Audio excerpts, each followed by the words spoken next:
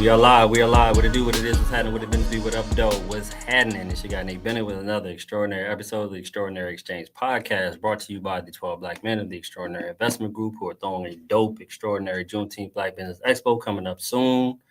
Y'all know the vibes. Y'all get with it. I got my co-host Benz in the building. What's going on, Benz? I'm doing good, man. How you feeling today, sir? I'm phenomenal, man. I always like having these conversations with good people that I genuinely call friends. So y'all are in for a treat tonight. This next guest is someone refining what healing, movement, and wellness truly mean. She is the founder of Movement in Science, a fascia focused manual therapy and recovery practice, helping people eliminate chronic pain, restore mobility, and reconnect with their bodies on a deeper level. With roots in a powerful lineage of healers, years of experience working with the military community, salute your service, and a rare ability to blend science, intuition, movement, and behavioral psychology, she has built a brand that goes far, far beyond recovery. We are truly in for an extraordinary exchange tonight. I'm honored to call this person a friend, a neighbor. Our kids are cool. Ladies and gentlemen, welcome to the Extraordinary Exchange, Miss Kendra Pena-Collazo. What's going on, homie? Thank you so much. I appreciate that. Thank you for that intro. For sure, for sure. Had to do it right. Had to do it right. So beyond that introduction, what I gave you, who you is, who are you, and what makes you extraordinary? Um, Extraordinary. I don't know if I would use those words to define myself. That's cool. You don't have to. Um, I will for you. You are I, extraordinary. and that's what I was gonna say. I'm sure if I asked my friends, they would say that. But I am just a human going through this experience on this planet, trying to make a difference. And the way that I choose to make a difference is to help people move better and feel better.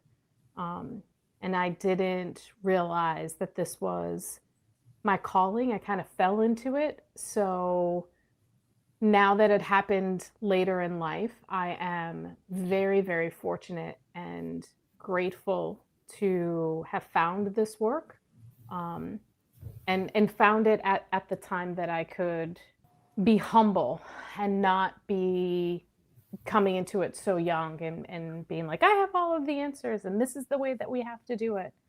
I realize how magnificent this work is and how humbling this work is. And I come from it with a whole lot more life experience than I think I would have if I found it in college. Interesting. You call this your calling. You found your calling. How did that premonition come to you that I finally found what I need to do, and this is the service I want to give to other people? I think it, when you wake up and you're exhausted and you're tired and the chips are stacked against you and you don't know how you're going to pay your bills, but yet you still feel the need to do it. Um, when you are depressed or when you're suffering from grief and there's still something that pulls you to do it. Um, that's when I realized that this was something special. And I wanted to consume it. I wanted to consume every book that I could get my hands on, every course, be involved in every conversation, listen to every podcast. Like, how can I get more information in? It never seemed like it was enough. And I think that is um, something that I wasn't even ready for. And I joke around with my friends because when I said, those, what are those things called when you're trying to like find your career or your profession in college and you do one of those assessments? Mhm. And every single assessment, even if I tried to fake it and change it, it always said medicine. Mhm. But at that time, I had already finished college and I was like, well, I'm not going to med school. I'm not going to become a nurse. I didn't think that I was even smart enough or capable enough to do any of that work. Um, and here I am a few years later and I'm trying to make my way into this industry, into this field of medicine or allied health. or allied medicine to help people. That's dope. That's dope. So if you can kind of give context, you're not supposed to ask a woman their age, right? You said, "Oh, I've been in this for a while." Just to you can or cannot. Just a lot of people might look at someone that's polished like yourself, right? That sees the aesthetic online, as someone who's been to your practice and see how well laid out it is. They'll look and say, "Oh, well, she's probably had X, Y, and Z going on," or we all have these narratives in our mind about other people, just like you just said. Oh, you didn't think you were that smart. Like that stems from somewhere. Um, so, at what point? What did you go to college for, right? And then, at what point in your journey did you say, okay, this is what I want to do? And then when you started consuming all that stuff, can you kind of give us a timeline? Yeah, so I graduated before cell phones were in every hand. Okay, So for I'll, sure, I'll put it like that. for sure. Oh, but in all seriousness, I graduated college in 2004 with a bachelor's in visual anthropology, African American studies at a double major, and I had a minor in theater. So nothing about me said anything about exercise, movement, medicine, healthcare, nothing. I thought that I was the person, my family's from small country in Africa called Cape Verde. I thought that I was going to go back to the continent and start like doing some work in my community, like infrastructure and working for the UN and doing, international relations. Like that's where I was headed. Um, and then I met my husband in college, but he was in the military. So he went, finished school, finished flight school. I finished college. Few years after that, after I had traveled for a little bit, we reconnected. And I was in Germany. And I was like, well, what am I going to do here? And that's when I decided to become a personal trainer. And so I became a personal trainer. After that, that was the first touch. And then I noticed as I was working for the military, I was seeing patterns that a lot of people were hurting, they were broken down, they were blaming the military, but they didn't know how to move their bodies. And so I was kind of stuck. I didn't know what to do because I was limited with the work that I was doing for the military. And, my husband was coming home very often, just broken back spasms. He was just in a lot of pain. I was like, let's see if I can do something. Let's see if I can get some kind of training. So that's when I became a fascial stretch therapist. And I took one course with them and it completely changed everything. I didn't even know that this world existed. I knew about physical therapist. I knew massage therapist, but I didn't know this unique world in between where you have the, you know, heuristic kind of methods where it's like, if it works, it works. And then you have this evidence-based medicine where we have to follow protocols. And I learned about what's in the middle. It's not the spa experience and it's not the exercise and dry needling experience. There's something else there. And so as a personal trainer, I was like, my scope of practice doesn't change. And I knew that with just having this one certification, it was a stepping stone to something else, but it wasn't a key to unlock anything because I didn't have the credentials. So that's when we had the conversation, do I go become a physical therapist? Do I become a chiro? And as a military spouse at that time, I didn't have that option because we weren't anywhere where we were going to stay long enough for me to complete any program. So what do? I became a massage therapist. And because I came into massage therapy through a different track, a different route, because I already became a body worker first, and then I became a licensed massage therapist. My experience was different. I was coming from a sports background. I was coming from the military experience. So I was looking at the work differently. And as I continued to progress, there was a period where I felt insecure about my education, my undergrad. And that's when I realized how important that work was, because it taught me how to look for patterns. And that's the difference. I am always looking for the pattern in the way somebody moves, in the way they come into spaces. I'm looking for that. And that's how I help. Because if I can identify the pattern, then we can fix it. If we're just trying to say, like, well, we're just going to go and check off these boxes, that's not going to really get people where they need to be. So that's kind of the progression. And now like I said, I've become obsessed with the work. My academic path is kind of the opposite. I started off as a PE kinesiology major, and now I do finance. So I kind of went backwards. But I understand a lot of the stuff you're saying. Important point you talked about was understanding movement and how movement can be someone moves can be indicator of other things, and also how movement sometimes can you could harm yourself by walking incorrectly, those type of things. Speak about that a little bit, because I think that's a under recognized piece of actual what movement entails. Yeah, thank you for asking that question, because it is really important. I think one of the biggest misconceptions that we have been fed is that where the pain is, that's the problem. Where the pain is a symptom of a bigger problem. And so with the work that we're looking to find the root cause of said problem, of said issue. And so when people feel like, oh, my neck hurts and it's my traps, and they start digging into their traps, and they're using the foam rollers or the massage guns, or, any other tools that they have access to, and they start digging into this tissue. Well, because your traps, they're actually overstretched, and that's what's holding your head up, because we're in a forward head posture like this. I don't know if you guys can see that. So if we're at a desk like this part of my neck is stretched out, and this is restricted.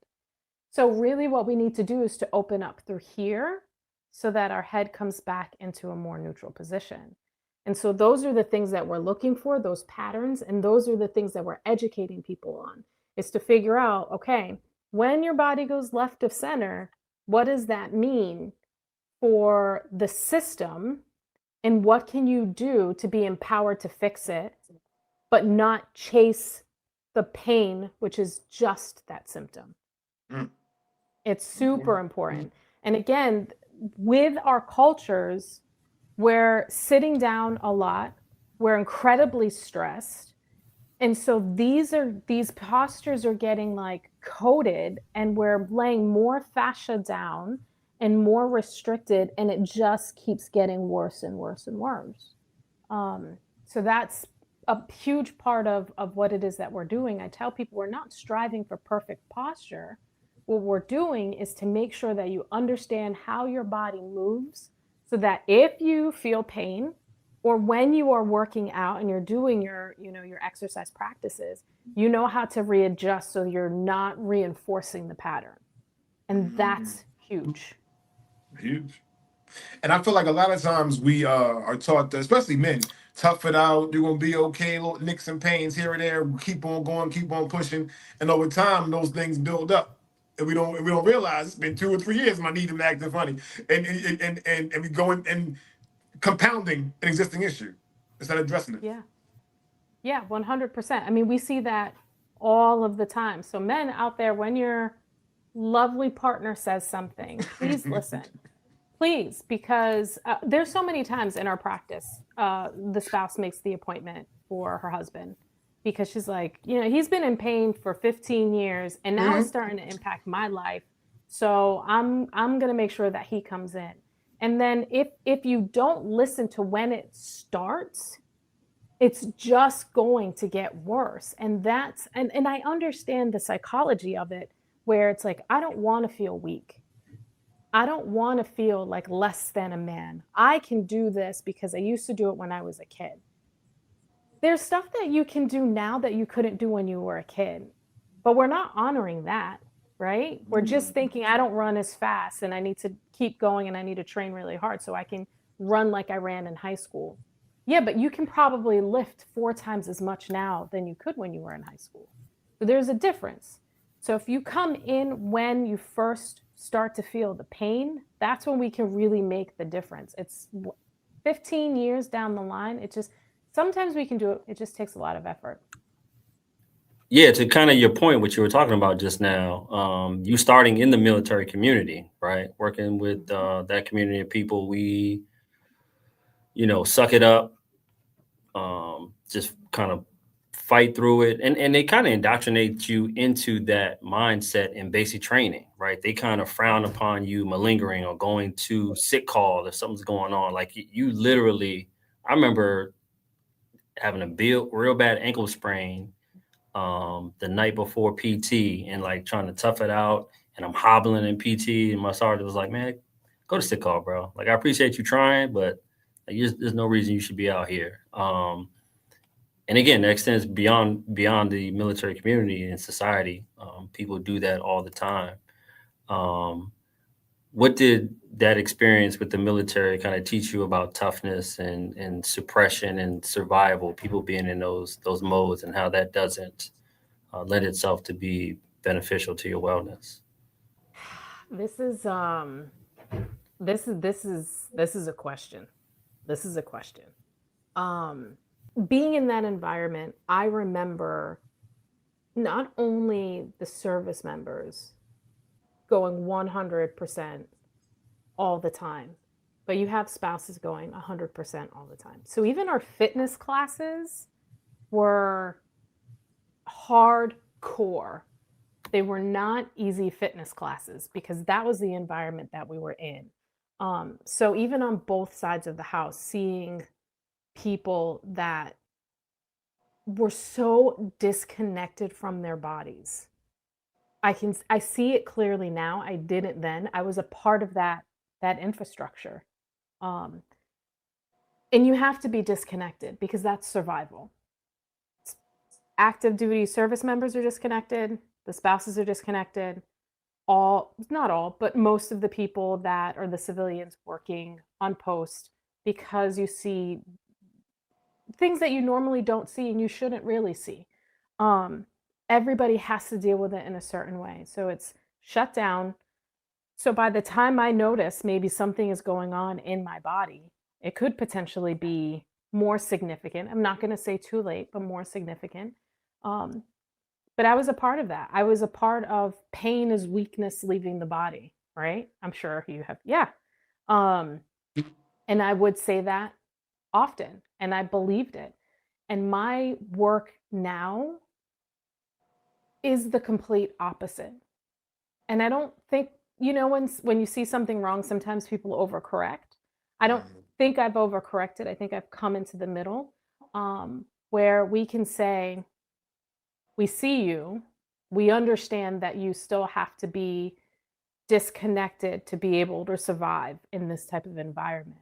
But we also need to give you the tools that you can connect in a way that's safe, in a way that you feel comfortable, but still be able to do your job.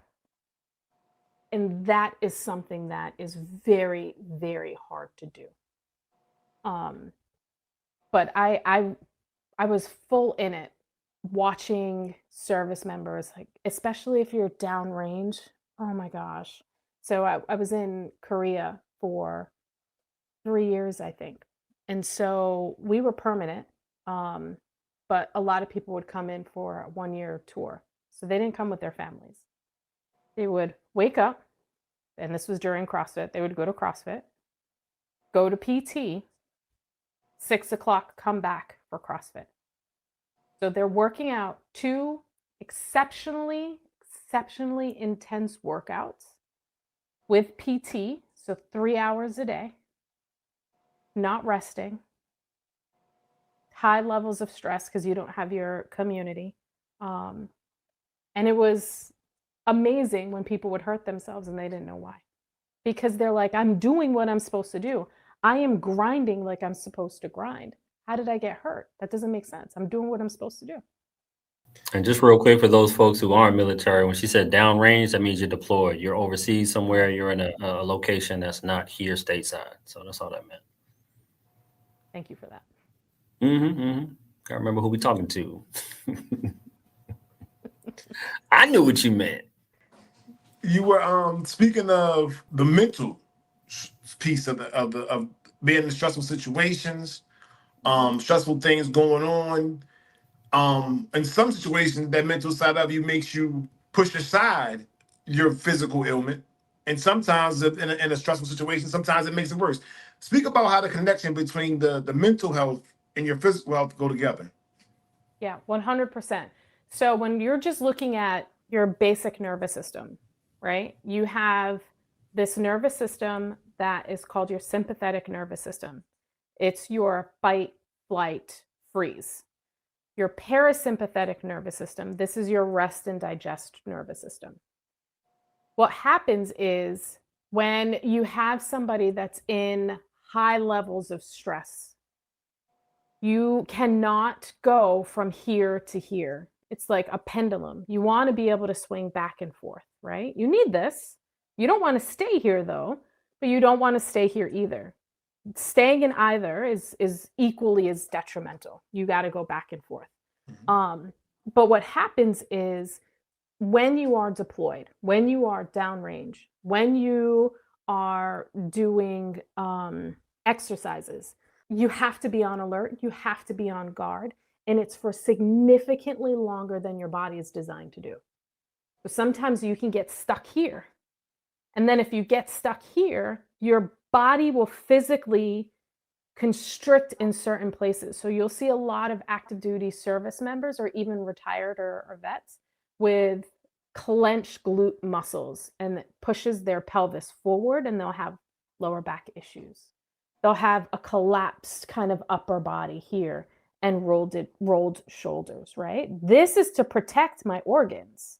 Now, if I'm constantly in this place, I can't go back to this rest and digest. So now what happens? Well, my gut, my stomach I'm not going to the bathroom. I'm not digesting my food. I may have heartburn. I may have all kinds of other issues.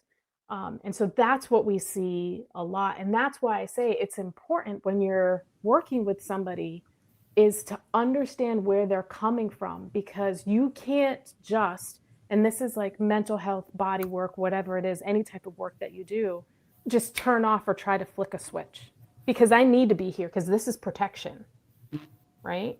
And we can kind of equate that with the civilian populations too. I just had a moment where we had a health scare in the family, and my body completely tightened up. It was like I came in and I was restricted. And if somebody were to offer me any type of gentle care, I would have collapsed. And I wouldn't have been able to like put myself back together. So it's kind of like the releasing steam and doing it slowly so that the person can then kind of navigate this new space. Like if you're just constantly like this, you're not going to be able to just go like that. That's going to feel weird. It could feel very scary. But just being able to, okay, all right, now I feel safe. But sometimes if depending on where you are in the environment, if I'm going back into work mode, deployment mode, that's a different mindset, and my body has to be prepared for that. So that's something to consider. I hope the level of love and care and intentionality that you put into your work comes through in this conversation, because the way we met was just on a playground. Our kids said each other's names. I was like, oh, y'all know each other? And then like 10 seconds or 10 minutes later, I'm on the ground on the playground doing stretcher movements with this person I just met 10, 15 minutes before that, saying, oh yeah, you need to come sit on my table. But she wasn't pitching me. Like she's about this life. And no surprise, like your mother, was a practicing healer. Your grandmother, she was a naturopathic healer. Your great grandmother, I believe, was a midwife. So you come from a line of healers. Um, so healing is your thing. For those people who are amazing healers, right? But struggle to become successful entrepreneurs, we'll pivot a little bit and just talk about the business side of healing. What's the hardest thing about turning your gift into an actual business, right? Because it's clear, like, you know your stuff. Yeah. I've been on your table, like, you know that part, right? Like the back of your hand. What's the hardest part about shifting and being a great entrepreneur in that space? I think the biggest challenge is managing energy Mm. because there's different types of brains that happen. I have to have the compassionate brain. I have to have the analytical brain to figure out what's going on. I'm in therapy mode. I'm trying to help you. And so that's a different brain than how do I expand? How do I make money? How do we keep the lights on? Like those are two different brains. And then you have, just your personal life, the things that happen around you. So the one of the biggest challenges is trying to do it all yourself and be everything. And I think one of the most important things to do is to be very honest with yourself and to say, what am I actually trying to get out of this business? And if I'm just trying to pay for my family to live, that's great. You can do that on your own. If you are trying to allow or give yourself the opportunity to survive, feed other people and their families, and do really amazing work for the community, you got to get some help. And you have to be honest with yourself to say, like, I am not good at these things. It is very rare to have a practitioner, whether it's a physician, a physical therapist, a chiropractor, a massage therapist, that's great at these things and also great at business. That doesn't really exist. Yeah. You're going to be great at chiropractic, physical therapy. You may be mediocre at business, or you're going to be mediocre at both. And I think that finding the right people and surrounding yourself with the right people to help you fill the gaps where you're not strong is one of the biggest lessons that I learned. Now that you've kind of learned those lessons and have that team around you, um, is there anything that you would have done differently? Is there any type of suggestions? If there's a young physical therapist out there who wants to grow their practice, who wants to learn, is there some things they should avoid? What are some of those business side lessons that you kind of were able to see, or things that you learned along the way? So the first question is, would I change anything? Hmm? And the answer is no. Because even the mistakes that I've made, they're lessons learned. You're going to learn more from the quote unquote failures than you are from your successes, right? And I firmly believe that. It's uncomfortable. I don't like it, but I'm going to learn twice as fast. For new practitioners coming up, I think one of the biggest things is leveraging your resources, making sure that you have a referral system. You're making your social media work for you. And that's something that, even though everybody in their system wants to talk about social media, it's not just posting for the sake of posting.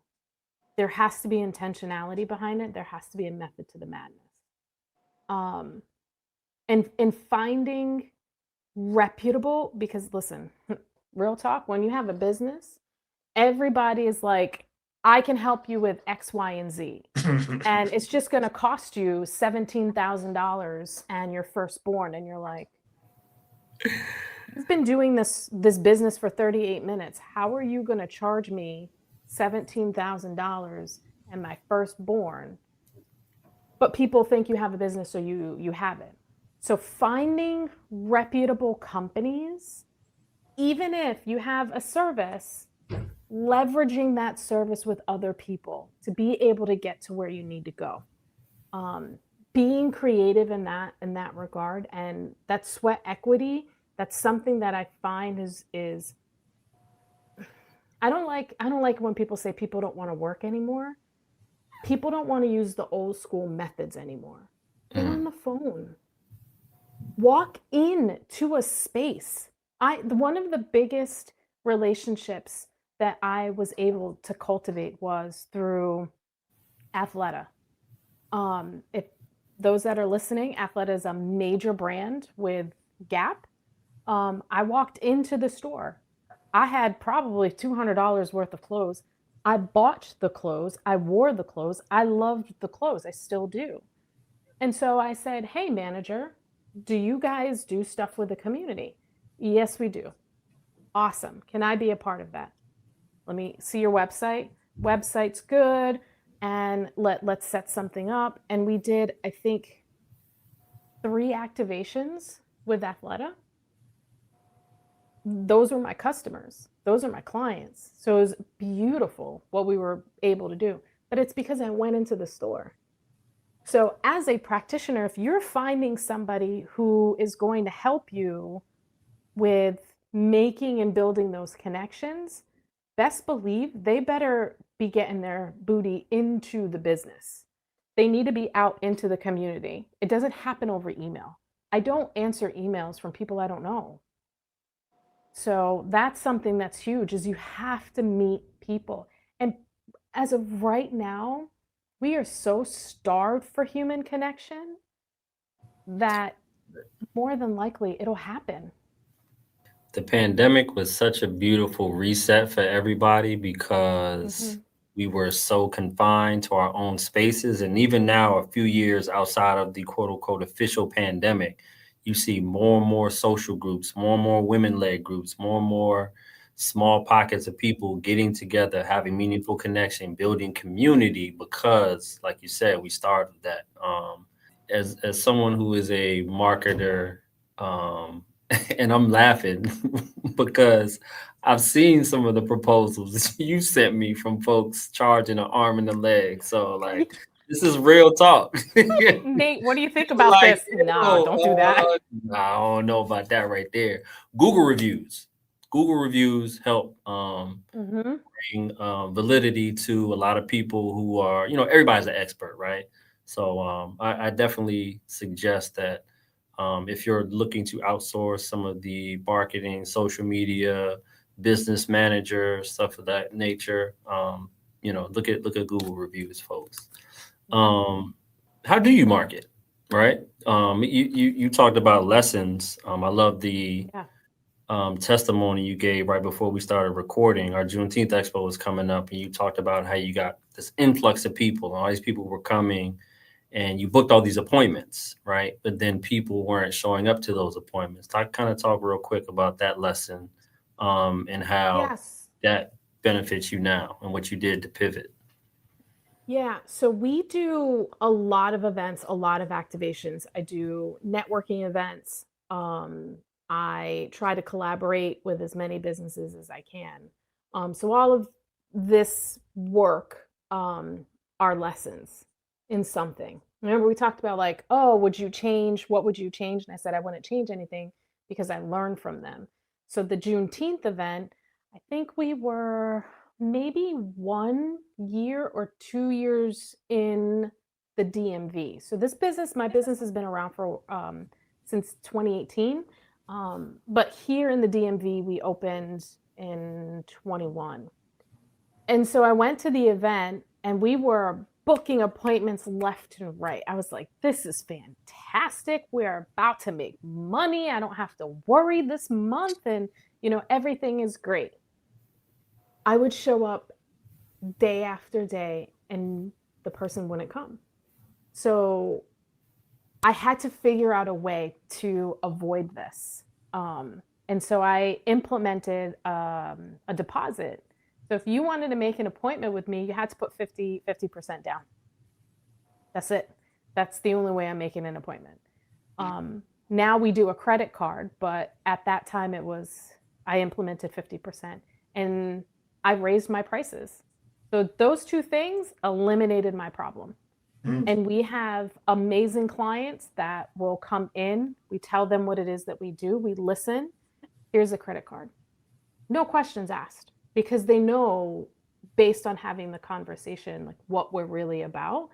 And when we do events, it is challenging to really show people, no, this isn't just about a one-time thing. We're really trying to create a relationship and develop a relationship with you so that you can get to where you need to go faster. Because if you come in and you just get on the table and I don't talk to you, you're not going to get to where you need to go. Because half of it is like us having a conversation to figure out what is actually really going on here. When you talk about X, Y, and Z, where do you feel it in your body? When did the pain start? Oh, it started when I was at the airport and I was leaving my daughter, and she just had her baby. Oh, interesting. Are we seeing a correlation? When did the pain start on your shoulders? Oh, when my work increased. And it's usually never that simple. Like, I have to kind of bring it together. But I sidetracked. So that was one of the main things that I learned from that event. And so now we're going to be there again. So if you want an appointment with us, you're gonna have to put down a deposit. There you go. But yeah, that was definitely a lesson learned. And we had a great, great time.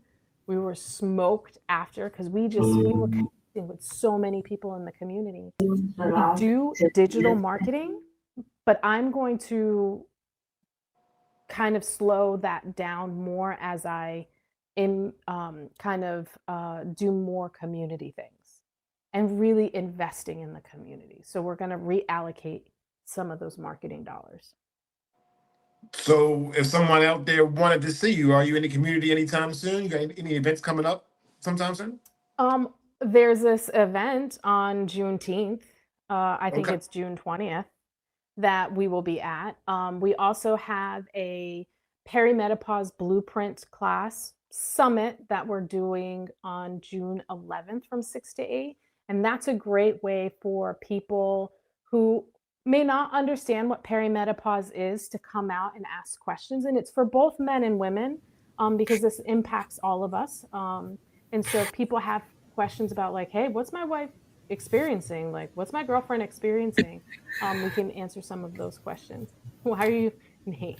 Man, y'all pull up to that, because I didn't even know what I've heard of it, but then seeing it in real time with the women around you in your life, we again, this is a conversation, and I know this doesn't have to do with fashion, all that good stuff. It's a conversation that everyone 35 and up, right? I guess needs to have, because man, I remember calling my mother one time, like, Mom, I had no idea. Like, you already my superhero. You dealt with X, Y, and Z. You were a single mother, taking care of 3 kids, job, getting us to sports athletics, and you was going through this too, right? Because as we age, I'm like, silently, I'm right? right now where this stuff would have been happening. So Yeah, and we do this silently. My mom never talked about this. I never had I have a lot of older cousins, never came up. And so when I sent a message to my cousin where I'm like, hey, I'm having issues with this, like perimenopause as a B. She was like, what? You shouldn't be going through that yet. And I'm like, I don't think you guys remember how old I am, first of all. But yeah, these are the things that happen that we don't talk about. And then, that person is like, what's going on? Why can't I function to the level that I used to function at before? Why do I get exhausted in the middle of the day? Or I stumble and fumble my words, or like my right shoulder hurts for no apparent reason. Like all of these things that we are just now starting to have the conversation about it. And I think it's better for everyone when we're more transparent about these things so we can support each other more, right? And I think that's important. And we'll be having some courses and some classes and workshops too for men, because I think that's super important. Um, and Nate, you mentioned like it doesn't have anything to do with fascia. The perspective of movement and science is that all of this stuff is connected. Mm. All of this stuff that has to deal with your health and your wellness is all connected.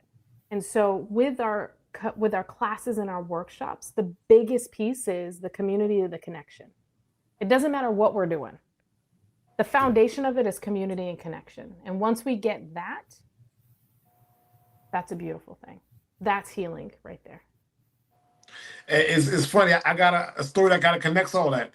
I have a friend who was having shoulder issues, and he was complaining about it for a while. Ended up going to see a therapist about it, and we did the root cause analysis. Come to find out, shoulder started hurting around the time when he started sleeping downstairs in his household. He had to sleep in the basement of his household because him and his wife were having issues with the temperature of the bedroom. So the bedroom was too hot for him. So he had to go downstairs in the basement. So sleeping in the basement. 6 months later, he got the shoulder problem. The shoulder problem came from, it all goes back to that. So it's all these things do connect. It's like a friend of mine had the same issue, and all these things connect, and we don't always connect the dots. So it's important for everybody in the household to make sure that everybody's okay and well, because some people know with you can also affect somebody else and don't even know it. Yeah. That's it. That's so beautiful that you made that connection. Nah, And you know, the thing is, it's like if they don't address any of that, 5 years down the line, they're no longer married. And it's, well, they did this, they did that, this person finger pointing, when really it was just basic health. Basic health. If we understand, well, these are the things that are going on with our bodies, it's not you, it's that this just is happening, and we have this open line of communication, and we have this community that we can talk about it to be able to share solutions. How amazing is that? And I think understanding and knowledge gives you the language to have those conversations. A lot of times we know what's going on, but it's hard to communicate that without having that knowledge base of a little science, just factual information to kind of make things make sense to other people. Yeah. So that's a beautiful thing you're doing. And what date is that? So this is going to be June 11th from 6 to 8. Cool. And it's going to be in our office, and the tickets are available. Like you can book a ticket on the website. It's limited seating. We have a smaller space. So we only have room for about 30 people. But if we have a wait list and people want to participate, then I'm sure the doors will open magically and we'll be able to find a bigger space to accommodate people. Events is something that Kendra does. Benz, you see me going to like community events and stuff. Kendra be outside in the best way possible. Like I see what she does sometimes, and I'm like, I need to be doing more. Like, so yeah, y'all support these events that she's throwing. You mentioned 5 years down the line. Where do you see movement in science 5 years down the line? Like, what's your maybe 5, 10 year goal? What do you hope? You know, of course, through building community and connections, like you said. But where do you see movement in science 5, 10 years from now? It isn't going to look like anything that we are doing now, and it's not going to look like anything that anyone else is has done or is doing. We are creating a hub of holistic, integrative wellness where we are reclaiming wellness. So something has happened in the United States where wellness has become elite, wealthy, a very certain population. A lot of the things I'm like, that's actually very counter to wellness. And so we're going back to really what our ancestors did that worked, honoring that and looking at medicine from that lens. So instead of, hey, you know, my shoulder hurts, let me just pop this pill, let's look at you as a whole person. Let's figure out the root cause. How is your stress level? How's your marriage, right? And finding practitioners and collaborating with practitioners so that you have a care ecosystem for you. So when you come to us, it's not just you're seeing a manual therapist, but no, you have a naturopathic physician, you have a physical therapist, you have your mental health coach. All of these people coming together and in spaces where we're incorporating water, we're incorporating infrared, we're incorporating all of these modalities that are based in science that aren't fluff. And so bigger space, more community activations, more classes, more workshops.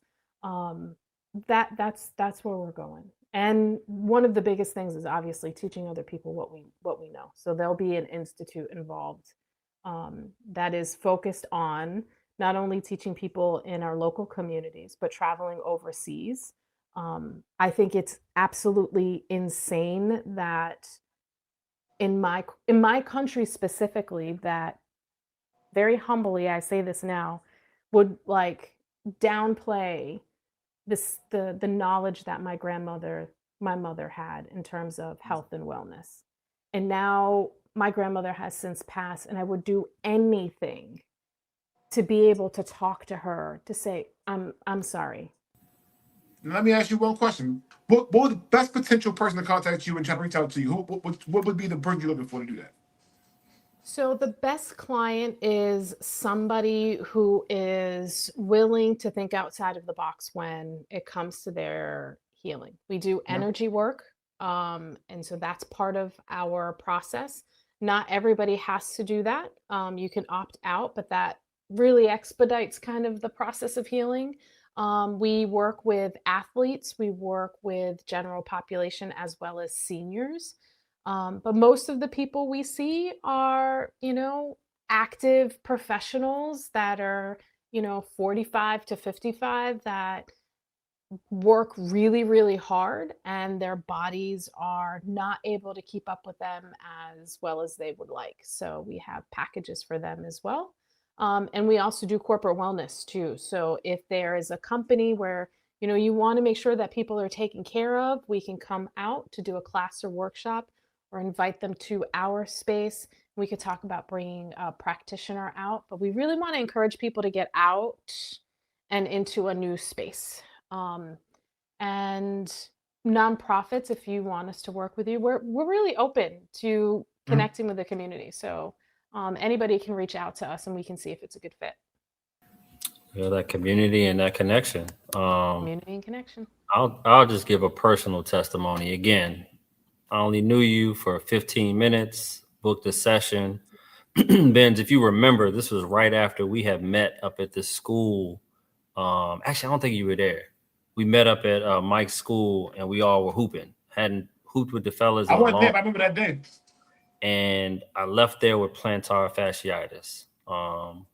Never experienced it before.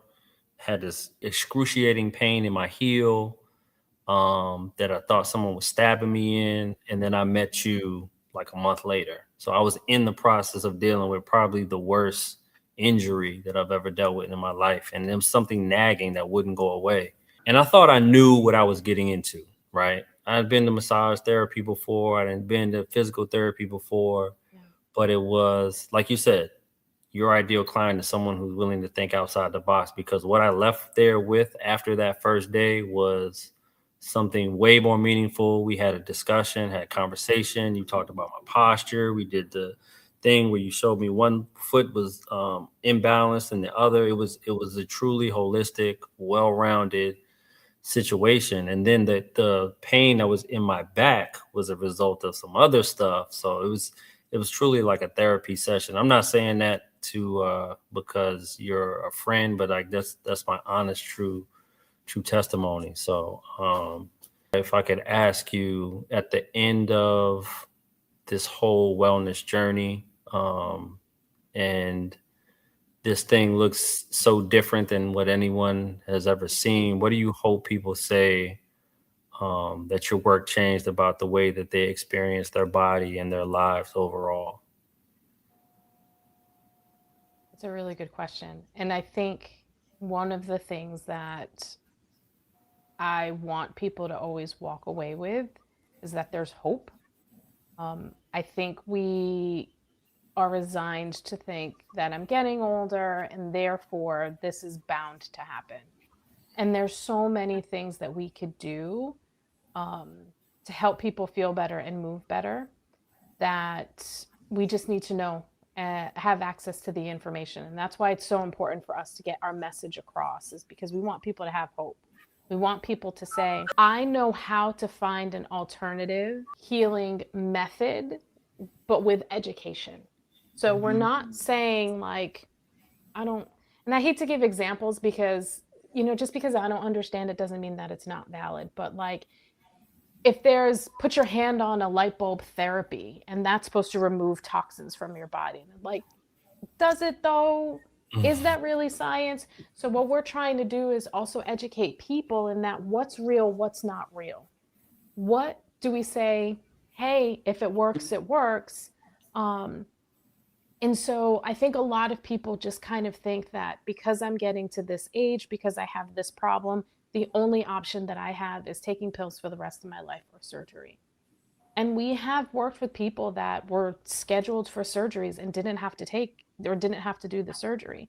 I'm not saying that it's magic. I'm saying we may have just been able to push it down the field a little bit to give more quality of life to that person. That's the hope. That's the objective, is that we want people to just always have hope. To get to the hope, we need to give people the information. My trial. Earlier you were talking about your website. If somebody want to reach out to you on your website, social media, how would somebody be the best way to get in touch with you? So you can find us on movementinScience.com, and we are at the handle at Movement in Science on Instagram and Facebook. And you can also find us on TikTok and YouTube. I love it. I love it. Kendra, thank you. Thank you for pouring your heart into not just this extraordinary exchange, but into everything that you do for the community through wellness, through being a student of your practice and a student of the work that you do. Again, like you about that life. So we appreciate you being here. Ben, you got anything for us?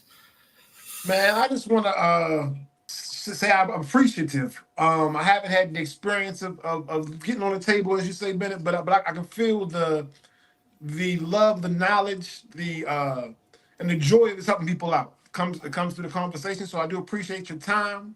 Wish you nothing but more continued success. And everybody out there who may have a little something they want to get checked out, tap in. Thank you so much. I really appreciate you guys taking the time to sit with me and giving me a platform to share our message. So thank you so much for that. For sure.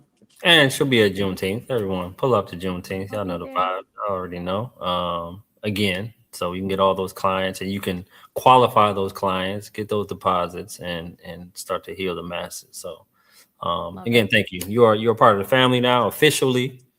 I love it. Thank you so Conversation was much. supposed to happen a while ago, even though we were already family offline.